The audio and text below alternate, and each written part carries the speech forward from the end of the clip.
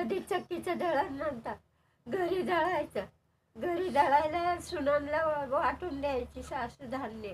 सगळ्यांना 2-2 किलो धान्य सकाळी 4 वाजता जागवायची आणि दळायला बसवायची. आम्ही तिघी जावा होतो.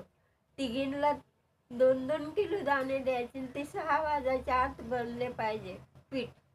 रोज 3-3 किलो दळण द्यायचे आणि तेवढं दळायचं 6 वाजोस्तवर.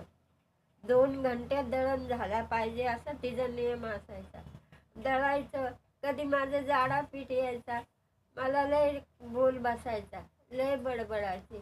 जाडा पीठ आता पीठ उकडून भाकऱ्या कर म्हणायची, चांगलं मळून मळायला लावायची भाकऱ्या करायला. तरच ते मऊ यायच्या भाकरी. ज्वारीचे भाकरी पीठ उकडायला लागायचं, ते चिकटपणा नसतो लय ज्वारीला.